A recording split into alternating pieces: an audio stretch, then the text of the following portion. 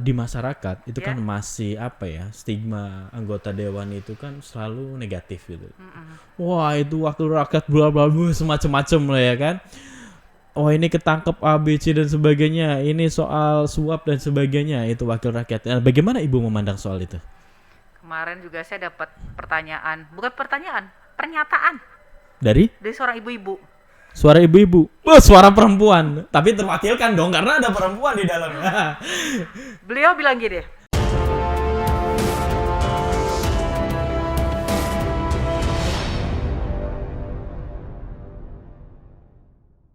Assalamualaikum warahmatullahi wabarakatuh. Selamat sore sahabat BCO. Jumpa kembali dengan saya Nurholis dalam acara Wakil Rakyat Menyapa. Oke, saya izin dulu untuk mencopot masker biar nggak ngap.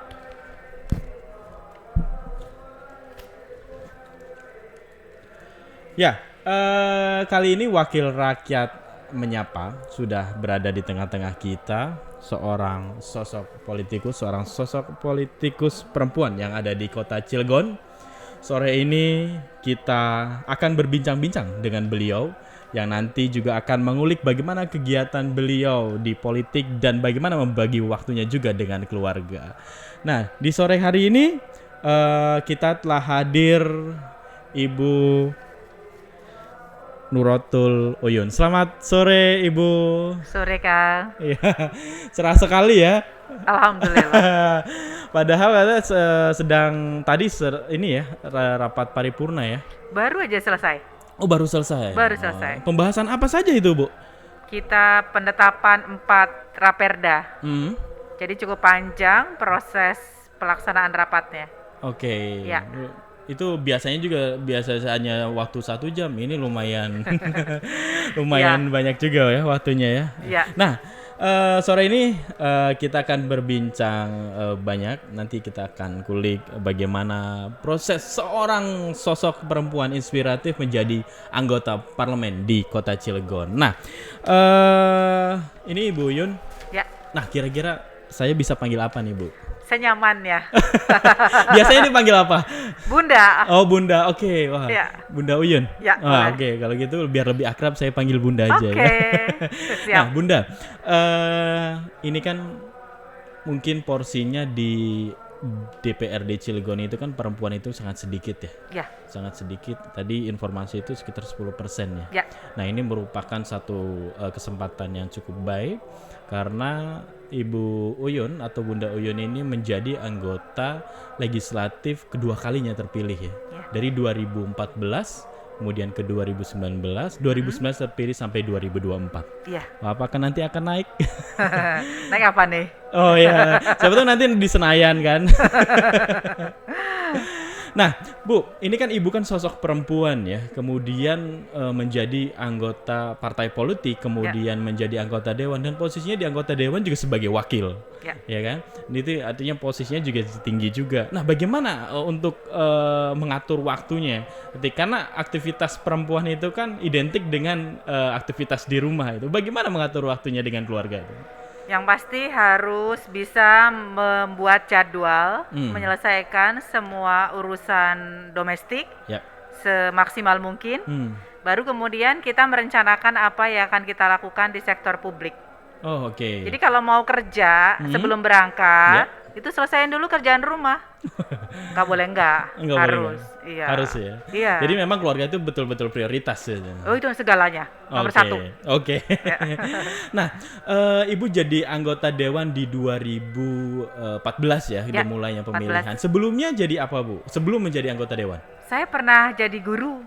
Oh, jadi guru. Guru SD pernah. Saya mengajar juga di Ya. MTS dan Alia. Oh, juga oke. di kampus saya mengajar. Oh, jadi dosen. Dosen. Oh, oke. Jadi memang terjun di dunia pendidikan sebelum di parlemen. Iya, Nah, betul. itu kenapa bisa terpikirkan menjadi anggota parlemen, Bu? Sebenarnya karena memang dari sejak zaman kuliah suka dengan kegiatan-kegiatan kemahasiswaan, Yep. charity dengan masyarakat. Jadi lebih suka berinteraksi langsung dengan masyarakat. Nah, ketika pulang ke Cilegon harus mengajar, ketemu dengan anak-anak, tetap juga bermuaranya adalah kembali kepada masyarakat. Nah, dalam perjalanan setelah saya menikah, ternyata diminta menjadi caleg. Dan buat saya itu pengalaman pertama ketika dalam kondisi hamil besar dan bersedia menjadi caleg, langsung kampanye di masa-masa yang baru melahirkan 2 bulan. Itu luar biasa. Jadi waktu itu usia hamil 7 bulan, terus melahirkan, langsung kampanye dengan membawa bayi merah seumuran 2 minggu. 2 minggu? 2 minggu. Itu baru lahiran kemudian baru langsung lahiran, kampanye. Itu di tahun harus berapa? Kampanye. Itu 2009. Oh 2009. Iya. 2009 berarti Ibu sudah diusulkan untuk jadi caleg. Sudah. Siapa yang mengusulkan waktu itu? Partai. Partai? Iya. Melalui partai? Keadilan. PKS. Oh PKS ya. Partai Oke. Keadilan Sejahtera. Oke. Itu Iya. berarti Ibu diminta dari partai untuk maju sebagai anggota legislatif. Iya, karena kan harus memenuhi kuota 30% perempuan. Kemudian juga waktu sudah semakin mendesak, daftar calon tetap akan segera tayang. Sehingga kemudian saya diminta untuk menjadi caleg dalam kondisi yang tidak bisa memilih. Jadi harus mau menjawab ya. Karena sudah terbiasa di kampus itu biasa berorganisasi ya. Ya. Kegiatan masyarakat lah. Kegiatan di masyarakat. Ya. Nah, pada saat itu suaranya memperoleh berapa itu, Bu? Waktu itu sekitar 1.100-an. 1.100 cukup besar ya, 1.100. Iya. 2009. Dan waktu itu belum diizinkan untuk duduk. Belum ditakdirkan. Oh, belum ditakdirkan. Anggota dewan. Iya. Oh, jangan-jangan itu testing aja, pemetaan. Oh, nggak tahu juga ya.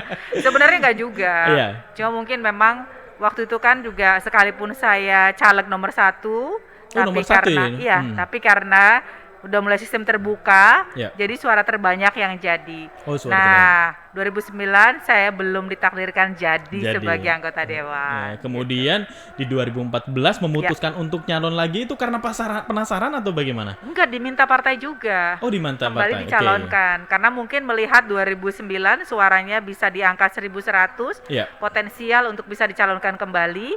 Harapannya partai juga adalah mungkin saya bisa dapat suara lebih banyak lagi. Oh, oke. Jadi memang dan akhirnya 5 tahun kemudian dapat duduk. Berapa suaranya? 1.300-an. 1.300 di tahun 2014 ini dan duduk ya. Duduk. Ya. Nah, ini tadi kita berbincang soal keluarga, kemudian kenapa Bu Uyun menduduki atau melibatkan diri di politik karena kegiatan yang memang kesukaannya adalah kegiatan di masyarakat dan pemberdayaan masyarakat. Kemudian dirilkan menjadi apa namanya? Kontisten ini ya, di partai gitu kan, di PKS. Kenapa Ibu memilih PKS? Saya pengen batuk. Oke, berarti kita minum dulu nih. Minum dulu boleh ya? Oke, minum dulu boleh. Oke, minum dulu.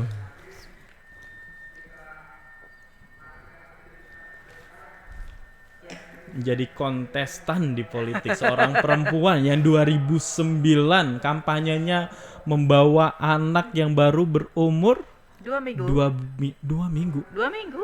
2 minggu. Masih merah banget. Kebayang nggak? Itu baru lahir loh. Baru lahir kemudian keliling menemui. Harus kampanye. Ya. Nah, itu ya pertanyaan tadi. Kenapa memilih PKS sebagai partai? Jadi kan dari histori sebelumnya saya sampaikan dari zaman mahasiswa sudah aktif di kegiatan-kegiatan charity. Kemudian ketika pulang kampung ketemu sama teman-teman yang aktif di Partai Keadilan waktu itu, dan saya melihat bahwa filosofinya ini sangat dekat dengan kegiatan-kegiatan yang biasa saya kerjakan zaman mahasiswa. Sering turun baksos, sering kegiatan-kegiatan kemasyarakatan. Akhirnya saya pun juga menjadi bagian yang terlibat dari kegiatan-kegiatan di struktur kecamatan. Oh, oke. Ikut kegiatan-kegiatan sosial, ikut baksos, ikut kegiatan charity kayak gitu. Dan itu yang menjadi cikal bakal bisa berinteraksi lebih intens dengan Partai Keadilan Sejahtera, PKS. Berarti ada visi yang sama ya dengan PKS. Ya, betul. Oke. Nah, ini juga mungkin harus diketahui juga oleh warga Cilegon. Nah, fungsi dan tupoksinya anggota dewan Nah, mungkin ada sebagian paham politik tentu tahu dong fungsi dan anggota dewan. Nah, bagi orang-orang yang tidak paham politik ya siapa tahu nanti kan mereka mendengarkan. Nah, fungsi anggota dewan itu sebetulnya kan ada 3. Ya kan? Legislasi. Terus budgeting terus controlling ke eksekutif. Nah, di Cilegon sendiri itu bagaimana itu bisa menerapkan Ibu sebagai anggota dewan di Cilegon? Karena fungsi kita melekat di 3 hal tadi. Yang pertama terkait dengan budgeting, penganggaran. Maka sebesar-besarnya ketika kita hadir di DPRD adalah kita bisa membantu masyarakat, mengadvokasi masyarakat melalui penganggaran, sehingga kemudian program kegiatan, usulan masyarakat bisa kita sampaikan kepada tim anggaran pemerintah daerah untuk bisa difasilitasi dan menjadi bagian dari program kegiatan masyarakat yang terus kita dorong agar hadir menjadi bagian yang tercantum dalam RAPBD Kota Cilegon. Sehingga kalau sudah menjadi kegiatan atau program kegiatan yang melekat, yang masing-masing bisa didetailkan di masing-masing dinas, itu menjadi sebuah program kegiatan yang kemudian menjadi kepanjangan dari aspirasi dari masyarakat. Jadi ketika masyarakat punya keinginan, punya katakanlah mereka butuh pelayanan, mereka butuh pembelaan dari pemerintah dalam bentuk fasilitas pelayanan dari pemerintah daerah kepada masyarakat, disitulah kita harus hadir melalui budgeting. Apa kebutuhan masyarakat? Kalau usulannya jalan, kita dorong usulan jalan bagi masyarakat yang berlokasi di mana. Sehingga kemudian itu betul-betul kita perjuangkan sampai tercantum dalam RAPBD, dan kemudian dinas atau PD juga menjadikan itu sebagai program kegiatan yang memang lahir karena kebutuhan masyarakat. Sehingga kemudian kita bisa dorong terus dan sampai ditetapkan menjadi anggaran pendapatan belanja daerah Kota Cilegon. Itu yang soal budgeting ya. Nah, usulan masyarakat itu bisa dilakukan di mana, Bu? Reses tempat kita memberikan ruang yang luas kepada masyarakat untuk menyampaikan aspirasinya. Kemudian juga dalam musyawarah rencana pembangunan, musrenbang, musrenbang kelurahan, musrenbang kecamatan, musrenbang Kota Cilegon, itu merupakan tahapan-tahapan masyarakat bisa mengusulkan apa yang menjadi prioritas kebutuhan masyarakat sebagai warga masyarakat di Kota Cilegon. Biasanya kan musrenbang itu kan biasanya ada itu juga di lingkungan RW itu ada usulan-usulan kan dari antar RT itu. Disampaikan. Kemudian lari lagi di tingkat kelurahan, ya kan? Terus ke kecamatan. Barusan di tingkatan kota, baru dibawa ke dewan. Jadi nanti itu menjadi program kegiatan yang diramu oleh tim anggaran pendapatan, tim anggaran pemerintah daerah. Yang kemudian nanti kalau mereka sudah mempunyai program kerja, rencana kerja anggaran se-Kota Cilegon, baik dari seluruh dinas, kecamatan dan kelurahan, itu akan disampaikan kepada kami DPRD untuk dilakukan pembahasan rapat kerja anggaran antara eksekutif dengan DPRD. Seluruh komisi, seluruh anggota DPRD yang tergabung dalam komisi 1, 2, 3, dan 4 itu akan membahas RKA bersama dengan mitra kerja komisi. Disitulah pembahasannya secara detail dan kita bisa melihat seberapa besar, seberapa besar kebutuhan yang menjadi prioritas dari masyarakat Kota Cilegon. Cek juga dengan RPJMD yang ada di Kota Cilegon. Baru itu diketuk palunya. Belum, masih panjang. Masih panjang. Nah, gimana itu masih panjang? Habis RKA, nanti hasilnya adalah masing-masing komisi menyerahkan rekomendasi kepada pimpinan DPRD sebagai hasil rapat yang merupakan rekomendasi tertulis komisi terkait dengan usulan program kegiatan masyarakat di tahun tersebut. Nah, baru setelah itu rapat anggaran antara badan anggaran dengan tim anggaran pemerintah daerah. Nah, rekomendasi komisi diserahin di situ. Diserahin di situ dari oleh ketua badan anggaran kepada ketua tim anggaran pemerintah daerah. Setelah itu prosesnya? Setelah itu rapat bersama. Bersama penentuan secara detail. Bahas dulu. Masih bahas dulu. Kalau sudah dibahas detail, itu tahapannya adalah sebelumnya ada kebijakan umum anggaran, program prioritas dan plafon sementara PPAS, program prioritas anggaran sementara PPAS. Jadi sebelum RAPBD bahas PPAS dulu dengan KUA. Jadi tahapannya panjang. Oh, tahapannya panjang ya. Panjang. Itu kalau misalnya dihitung berapa kali proses tuh, Bu? KUHP-PAS saja antara Banggar dengan TAPD. Kemudian nanti RAPBD itu antara Banggar dengan TAPD. Ya. Kemudian hearing RKA, rapat kerja anggaran antara mitra kerja komisi dengan eksekutif. Oke. Tahapan ketiga. Baru setelah itu rapat gabungan lagi antara badan anggaran dengan TAPD. Oke. Nah, baru setelah itu hasilnya diputuskan dalam MOU antara DPRD dengan TAPD. Oke. Begitu. TPPD itu dari eksekutif. Eksekutif. Tim anggaran pemerintah daerah. Oke. Tim anggaran. Nah, itu cukup panjang juga ya prosesnya ya. Panjang. Panjang. Nah, warga ini harap bersabar karena salah satu tugas di dewan itu melalui budgeting itu mengawal itu. Betul Bu ya? Mengawal itu. Nah, itu yang budgeting. Kemudian ada lagi tugasnya apa lagi, Bu? Legislasi. Nah, bisa diceritakan bagaimana legislasi itu? Legislasi itu membahas perda bersama-sama antara DPRD sama pemerintah daerah Kota Cilegon. Ya. Nah, biasanya di sini ada 2 raperda yang diusulkan.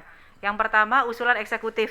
Jadi usulan dari wali kota melalui dinas terkait. Disampaikan kepada kami DPRD sehingga kemudian kami harus membahas di Badan Pembentukan Peraturan Daerah. Terkait dengan usulan raperda tersebut, kami melakukan kajian dulu. Kami sinkronisasi terlebih dahulu. Kami harmonisasi terlebih dahulu. Dibahas di Bapemperda beserta dengan kementerian terkait. Oh, dari kementerian ya? Melibatkan kementerian? Temanya apa dulu yang diangkat? Oke. Kalau misalkan temanya itu berkaitan dengan Kemendagri, kita undang Kemendagri. Oke. Kemudian dengan Kanwil Hukum dan HAM Provinsi Banten.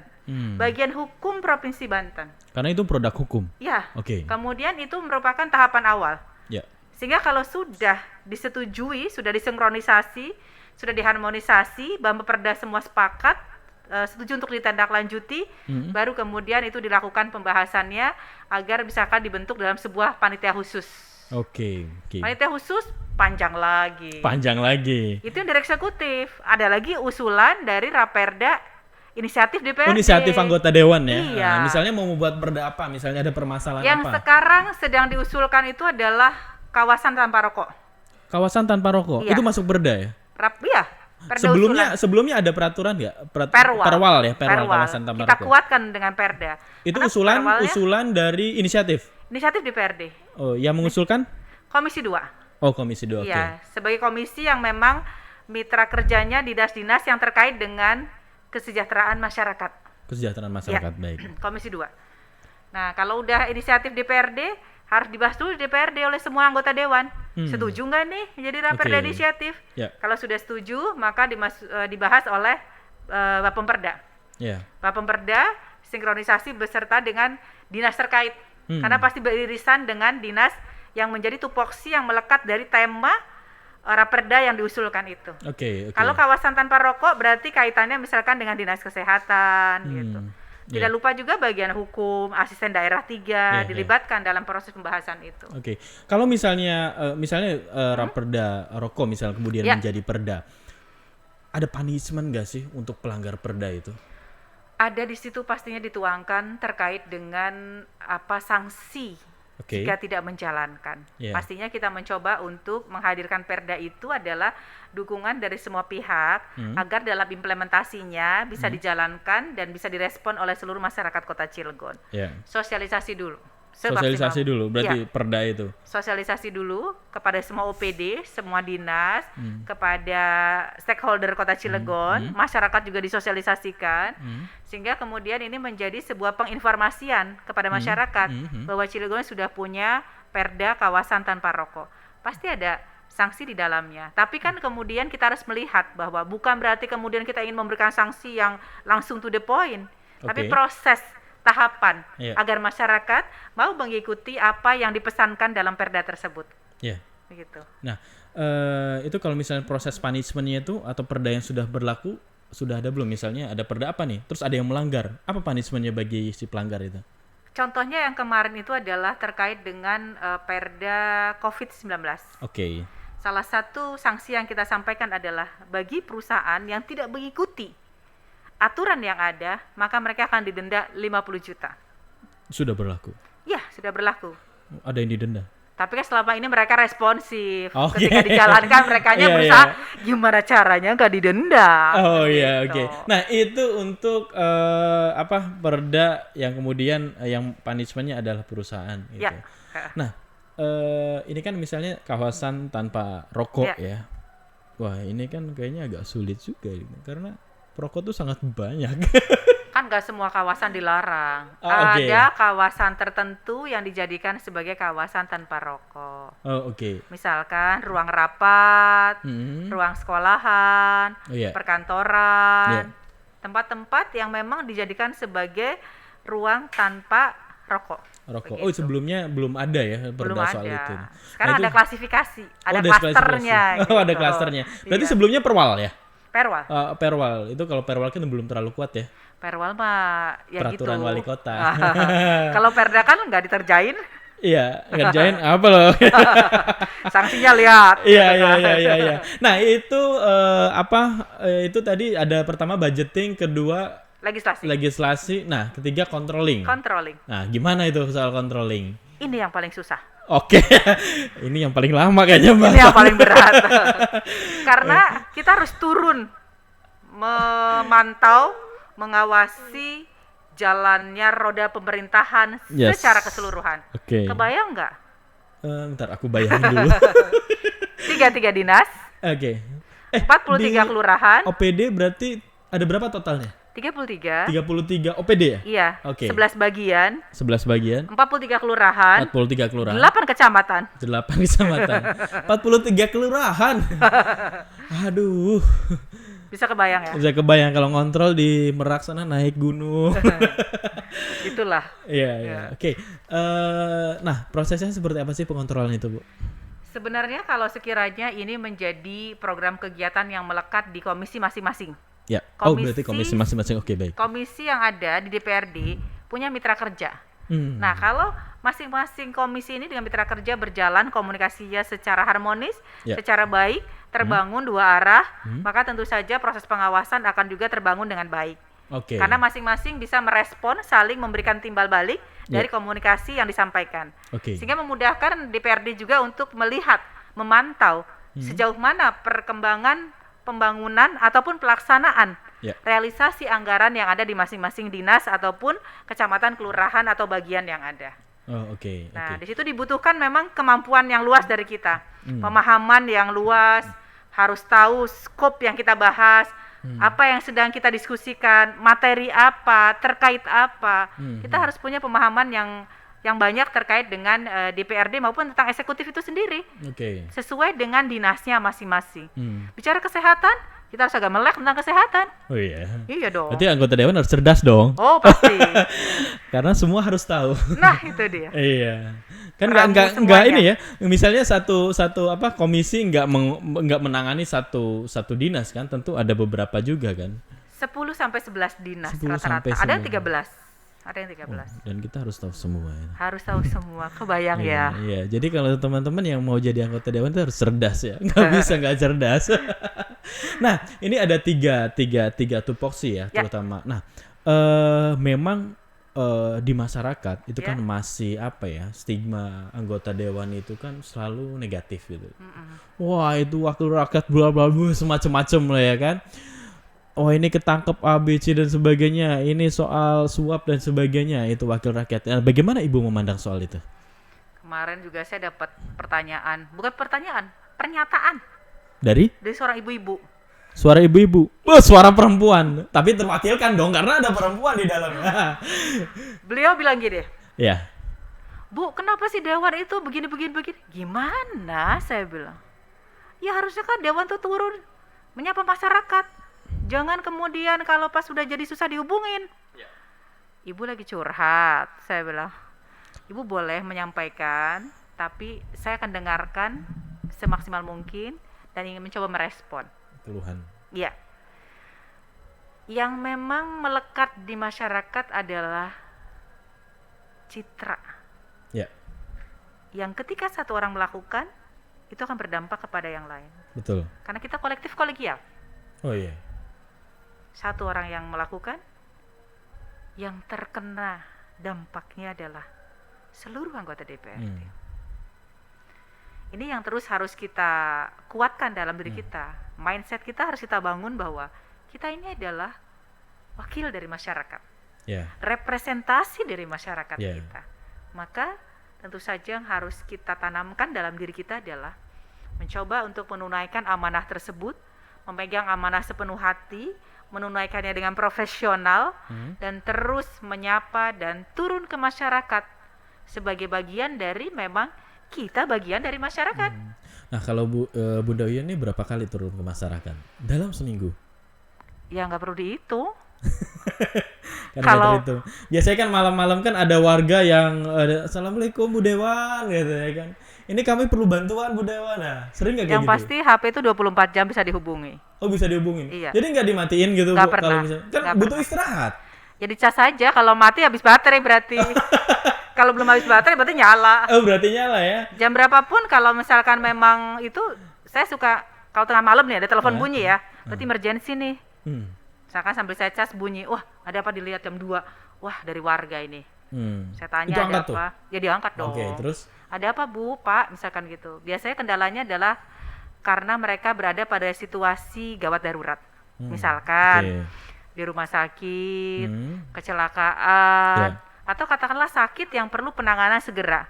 Sementara kadang-kadang mereka itu nggak punya BPJS, kemudian juga akses ke rumah sakit sangat terbatas, bisa juga kendaraan untuk membawa ke sana nggak ada karena pasien misalkan nggak bisa duduk, perlu ambulan dan lain sebagainya. Berarti kendaraan ibu tuh bisa dipinjam berarti? Kalau misalkan bicara kendaraan ambulan, saya segera kontak biasanya teman-teman. Di PKS ada ambulan, saya biasanya kontak, minta dibantu disiapin. Dijemput dan diantarkan pasiennya ke rumah sakit. Yang seperti itulah. Nah, Bunda Uyun nih semenjak jadi anggota dewan nih dari 2014 kemudian nanti sampai 2024, permasalahan terbesar yang ada di Cilegon itu apa sih? Bicara di Cilegon itu yang pertama adalah terkait dengan indeks pembangunan manusia. IPM, Bicara indeks pembangunan manusia, maka bicara terkait dengan satu, pendidikan. Yang kedua, kesehatan. Yang ketiga, daya beli masyarakat. Ekonomi. Daya beli masyarakat. Bagaimanapun juga APBD itu harus sebesar-besarnya diberikan kepada masyarakat dalam rangka meningkatkan kualitas pendidikan. Undang-undang mengamanatkan minimal 20%. Nggak boleh kutak-katik. Di luar gaji. Minimal 20% untuk pendidikan. Yang kedua adalah kesehatan. Minimal 10%. Sebagai alokasi paling sedikit untuk kesehatan. Kenapa? Karena kalau warganya sehat, di situ akan bisa kita lihat kehidupan masyarakat yang bisa lebih baik lagi. Kemudian mereka juga bisa beraktivitas, kemudian bisa memberikan sumbangsi kepada pemerintah, kepada kota juga, menghadirkan masyarakat yang sehat dan kuat, dan masyarakatnya semangat kalau sehat. Yang ketiga adalah daya beli. Gimana caranya masyarakat itu bisa kita dorong daya belinya meningkat dari waktu ke waktu. Kondisi sekarang, pengangguran Cilegon di angka 25.000. 25.000 itu kalau nggak salah aku kemarin orang itu sampai 12% ya. 12,69%. 29%. Nomor 2 di Provinsi Banten. Setelah Kabupaten Tangerang. Kenapa bisa seperti itu? Kenapa pengangguran di Cilegon cukup banyak? Apakah pendidikan kita cukup tertinggal? Industrinya padat modal. Sehingga yang dibutuhkan adalah SDM dengan kualifikasi kompetensi khusus yang sangat ketat. Sehingga kemudian mendorong masyarakat Cilegon harus bisa terlibat dari seluruh sektor. Di sini pemerintah harus hadir secara masif. Gimana caranya melibatkan masyarakat Cilegon untuk bisa terlibat dalam kegiatan ekonomi tanpa harus masuk ke dalam sektor formal. Kalau tadi kan sektor formal, dorong sektor non formal semaksimal mungkin. Dinas pendidikan, misalnya dinas kesehatan tadi itu. Nah, non formalnya seperti apa? Kan banyak perusahaan di Cilegon, banyak industri. Masyarakat diminta menjadi bagian aktif dari pelaku usaha, UMKM, pengusaha, entrepreneur, didorong semaksimal mungkin. Jadi dari hulu sampai hilir, masyarakat dilibatkan dalam kegiatan di industri, sekalipun bukan di sektor formal. bagaimana kalau misalkan seluruh kebutuhan catering itu menjadi bagian yang dilibatkan oleh seluruh masyarakat Kota Cilegon. Kita kan banyak industrinya. Kalau itu berjalan, itu adalah proses pelibatan masyarakat dalam pembangunan, dalam wirausaha, dan berdampak langsung terhadap pengurangan pengangguran dan mendorong meningkatnya daya beli masyarakat. Oke, berarti memang di situ sektor informal itu ya, yang harus berperan. Ya, betul. Oke, bicara UMKM tadi, ini kan pengangguran sekitar 25.000, cukup banyak juga ya? Banget, banyak banget. Cilegon kan kecil, ya kan? Ya orangnya juga bisa terhitung gitu kan, kalau nggak salah 400 ribuan ya? 440.000 jiwa. 440.000, sekitar segitu kurang lebihnya. Penganggurannya 25.000. Apalagi industrinya padat modal. Ini kan tercipta teori lagi ya. Semakin banyak industri padat modal, semakin banyak pengangguran. Semakin banyak menciptakan pengangguran. Karena dilema loh. Karena di industri di Cilegon kan tidak hanya kepentingan daerah, ini juga kepentingan pusat. Betul. Ya, kan? Sangat betul. Karena PR pemerintah daerah adalah bagaimana mengentaskan pengangguran. Nah, ditambah partainya Bunda Oye ini kan salah satu partai pemenang di Kota Cilegon. Nah, ya kan? PKS menang posisi Pak Sanuji sebagai wakil. Nah, bagaimana strategi untuk mengentaskan itu? Sebenarnya kalau kita bicara terkait dengan janji politik yang dituangkan juga dalam RPJMD 2021-2026. Program pengentasan pengangguran itu direncanakan dalam RPJMD. Bagaimana bisa diselesaikan dari tahun ke tahunnya. Kemudian yang kedua adalah yang tidak kalah pentingnya, bagaimana program-program janji politik itu merupakan bagian dari program pemerintah yang sekalian juga bersamaan merupakan program yang mengurangi dari pengangguran itu sendiri. Kalau menyelesaikan tidak berarti? Kan bertahap, bicaranya kan 5 tahun.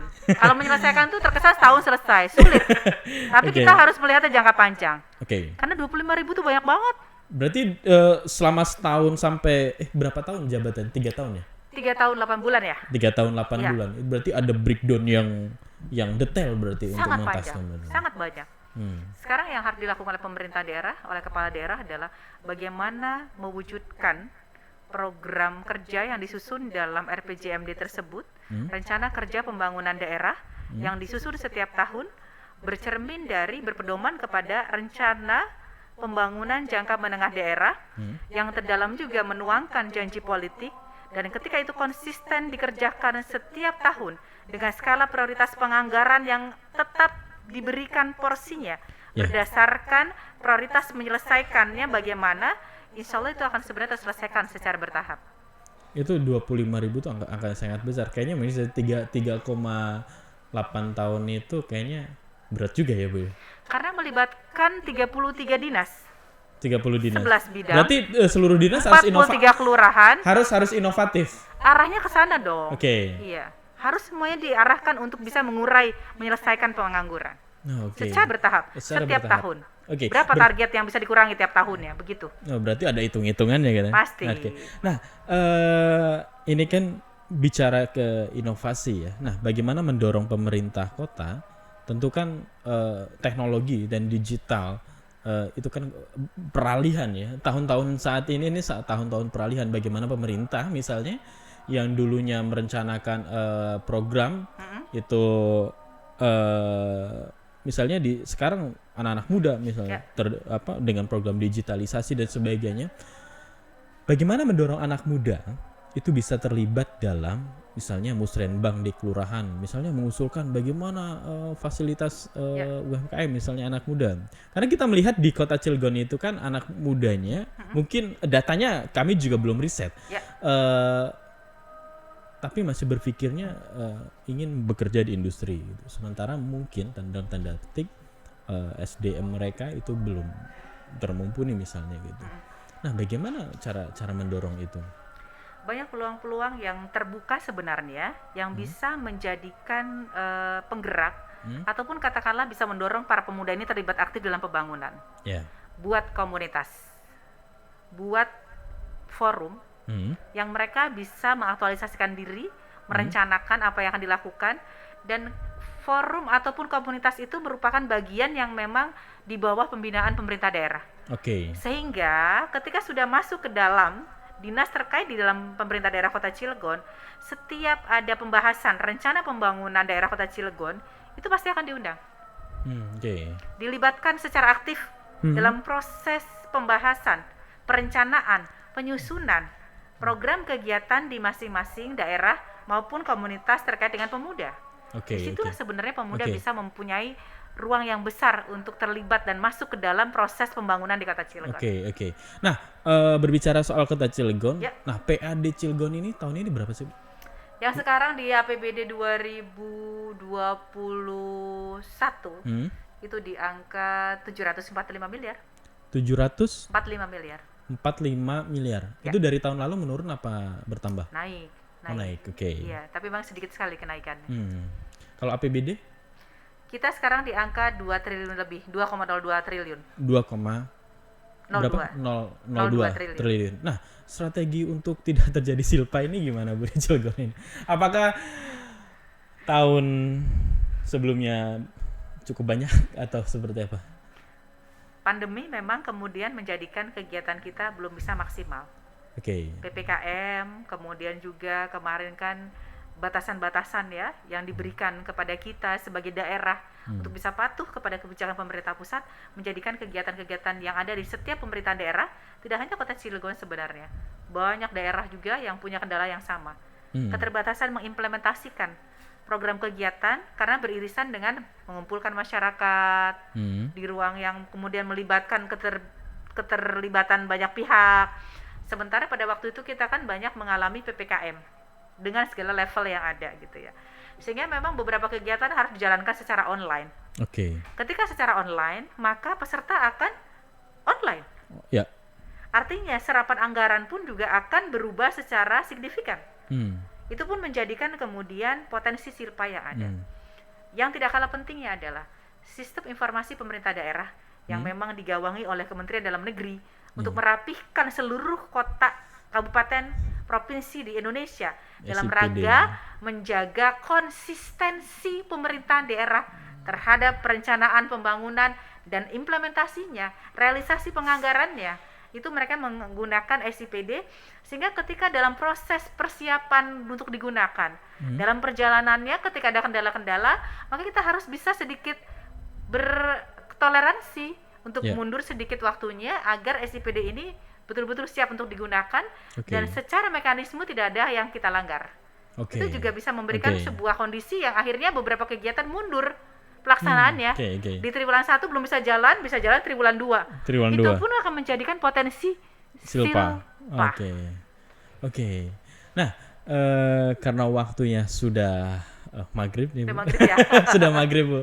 Ini cukup menarik nih perbincangan dengan Bu Uyun. Ini salah satu dewan yang cukup visioner dan beliau adalah perempuan, itu sangat luar biasa. Terima kasih. Nah, terakhir karena ini judulnya adalah Wakil Rakyat Menyapa. Nah, kira-kira apa yang ingin disampaikan oleh Ibu Uyun kepada rakyatnya, wakil-wakilnya di Kota Cilegon? Buat semua masyarakat Kota Cilegon, DPRD Kota Cilegon itu adalah bagian dari pemerintahan daerah, unsur penyelenggara pemerintah daerah. Kami sangat ingin hadir di tengah-tengah masyarakat sebagai bentuk pertanggungjawaban kami untuk menerima amanah dan menjalankan agar sebesar-besarnya bisa memberikan manfaat kepada seluruh masyarakat Kota Cilegon. Perjalanan ketika menjadi caleg membuat kami harus terkotak-kotak dengan partai politik. Ketika kami sudah hadir di DPRD, maka perjuangan untuk mengadvokasi, membela masyarakat itu adalah spirit kami, semangat besar kami untuk terus bisa hadir bersama dengan masyarakat. Yang tidak kalah pentingnya adalah Bapak Ibu semuanya, dengan tugas yang melekat pada kami terus ingin membersamai masyarakat, kemudian mengusulkan apa-apa yang menjadi prioritas kebutuhan ataupun katakanlah hak masyarakat terhadap pemerintah daerah, kita bantu semaksimal mungkin. Karena itu adalah memang bagian dari hak yang harus diterima oleh masyarakat Kota Cilegon, berasal dari anggaran pendapatan belanja daerah Kota Cilegon. Jangan pernah malu, jangan pernah sungkan untuk mengunjungi kami, menghubungi kami, karena sebenarnya wakil rakyat adalah representasi dari masyarakat. Kita terus bekerja untuk masyarakat, mencoba untuk semaksimal mungkin menghadirkan pelayanan pemerintah daerah melalui DPRD agar bisa menjadi bagian yang dinikmati oleh masyarakat Kota Cilegon.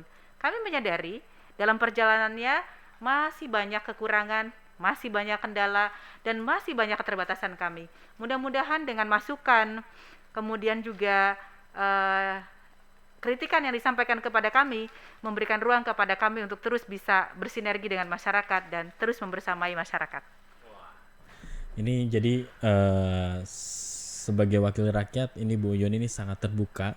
Siapapun masyarakat Kota Cilegon yang ingin menyampaikan aspirasinya, yang menyampaikan kritik dan sarannya sangat terbuka. Begitu Bu ya? Insya Allah. Ya, insya Allah. Nah, karena waktunya sudah maghrib, mungkin kita cukupkan perbincangan kali ini. Nanti ke depan mungkin akan banyak sekali informasi-informasi yang kita gali, karena dari masyarakat Kota Cilegon sendiri butuh informasi yang sangat informatif dari wakil rakyat kita.